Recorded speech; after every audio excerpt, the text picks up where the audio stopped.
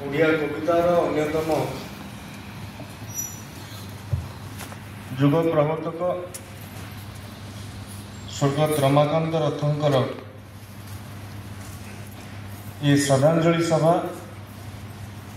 पुस्तक उन्मोचन तथा तांको सहित जो व्यक्तिगत स्मृति रही सारस्वत स्मृति रही रोमंथन करिवार ये विशेष अवसर रे उपस्थित डॉक्टर सीताकांत महापात्र महोदय पद्म विभूषण वरेण्य कवि डॉक्टर सौभाग्य कुमार मिश्र महोदय श्री अनंत महापात्र महोदय प्रसिद्ध नाट्य निर्देशक श्री हरप्रसाद दास महोदय प्रसिद्ध कवि तथा चिंतक श्री देवदास छोटराय महोदय प्रसिद्ध कवि गीतिकार प्रसिद्ध कथाकार पूर्वतन प्रशासक श्री तरुणकांति मिश्र महोदय डॉक्टर गौरहरि दास महोदय प्रसिद्ध कथाकार तथा शुभ्रांशु पंडा धन्यवाद देवी गौरहरि दास एवं शुभ्रांशु पंडा महोदय को जहाँकर उद्यम रे ये एकांत रमाकांत अनेक स्मृति संबलित पुस्तिकाटी आज लोकार्पण होइछि एवं आपण मानकु मध्य जो माने एठी उपस्थित अछंती स्वर्गत रथंकर जो सारस्वत कृति और कीर्ति रही स्मरण करुछंती एवं जेतेबेले स्वर्गत रथंकर शेष दर्शन करबा पई माननीय मुख्यमंत्री और मु तांको बासभवन को जाइतिलु तांको बासभवन रे परिवार जन सहित मिसिबार एवं समवेदना ज्ञापन करिवार अवसर मिलता एवं समस्तंकर जो प्रकार व्यवहार थिला समस्तंकर आगंतुकों प्रति जो प्रकार आचरण थिला निश्चित भाव में आज आम कहीपर परिवार जड़े उत्तुंग पुरुषंकर प्रत्यक्ष तत्वावधान कि प्रत्यक्ष भाव में तांकर जो भली परिवार को आगू नबारे तांकर भूमिका रही से कथा को आम अनुभव करूँ एवं स्वर्गत रथंकर जो सारस्वत कृति रही से सबू आज अनेक भाषा प्रकाशित हो सारी आम राज्यर सारस्वत विभाग अनेक राज्य मानकरे अनेक देश मानकरे पहुंची सारी से दुई तीन कथा कहीकि मो कथा को समाप्त करी इंग्राजी साहित्यर प्रख्यात आलोचिका कैथलीन लाइन कहते जे भारतीय काव्य मानस रे दिव्य सत्ता प्रति जो आकर्षण दिव्य सत्ता प्रति आकर्षण जो परंपरा रही और जो आकर्षण द्वारा कालीजाई कबीर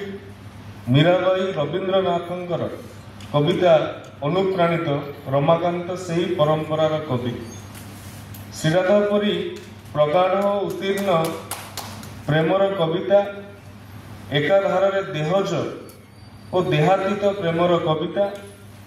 इह जीवन बाहर अवस्थित दिव्य भाव सहित एकाकार हेबापई आस्पृहार कविता अनेक दिन मते दृष्टिगोचर होना यह प्रख्यात आलोचिका कैथलीन लाइनकर उक्ति से भाव में सुगता कुमारी जे मलयालम साहित्यर जड़े विख्यात कवयित्री से श्रीराधा संपर्क से कहते श्रीराधा पढ़ी सारा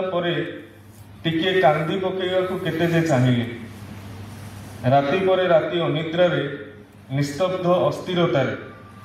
बीतीगला ना दीपद लिखिपारि ना दीपद लुहटोपा बुहाई पारि मु भाभी वृंदावन निवासिनी ରାଧାଙ୍କ ସବୁ ବୃତ୍ତାନ୍ତ ମୋତେ ଜଣା ଅଛି, କିନ୍ତୁ ଏ ରାଧା ମର୍ମନ୍ତୁଦ ପୀଡ଼ାର ଓ ଆନନ୍ଦାପ୍ଲୁତ ଦିବ୍ୟ ପ୍ରେମର ମୂର୍ତ୍ତିମତୀ ଏ ରାଧାଙ୍କୁ ଭେଟି ମୋ ଆଖି ଝଲସିଗଲା। ତାଙ୍କର ପ୍ରସାରିତ ଦୁଇ ବାହୁ ଭିତରେ ଥିବା ଉଦ୍ଗ୍ରୀବ ଶୂନ୍ୟ ସ୍ଥାନର ଶ୍ୟାମବର୍ଣ୍ଣ ଦେଖି ତାଙ୍କ ପ୍ରସାରିତ ଦୁଇ ବାହୁ ଭିତରେ ଥିବା ଉଦ୍ଗ୍ରୀବ ଶୂନ୍ୟ ସ୍ଥାନର ଶ୍ୟାମବର୍ଣ୍ଣକୁ ଦେଖି ମୋର ସର୍ବାଙ୍ଗ କମ୍ପି ଉଠିଲା। ଦ୍ୱୈତ ଭାବର ଅତଳ ଅତଳ ବିଷାଦ ଅଦ୍ୱୈତ ଭାବର ଉନ୍ମାଦକାରୀ ପୁଲକରେ ପରିଣତ ହୋଇଗଲା। ଯଦି କବିଙ୍କର କଥାକୁ ପଢ଼ିକି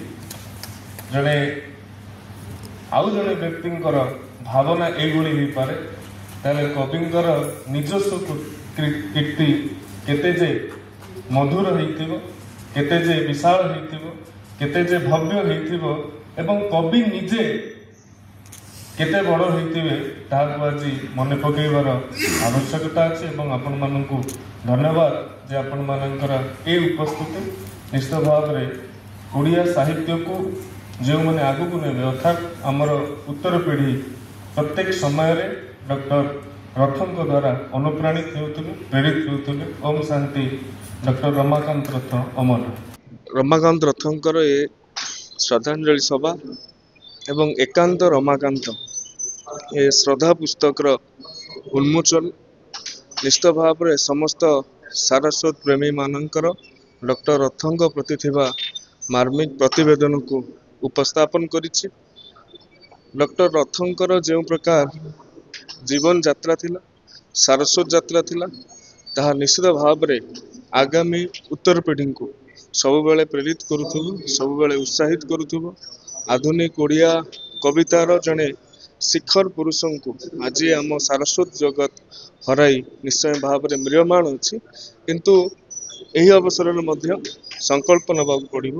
କବିଙ୍କର କଥାକୁ, କବିଙ୍କର ଗାଥାକୁ ଆଗାମୀ ପିଢ଼ି ଭିତରେ ଉନ୍ମେଷ କରାଇବାର ଜିଜ୍ଞାସା ନେଇ ଆଗକୁ ବଢ଼ିବାକୁ ପଡ଼ିବ।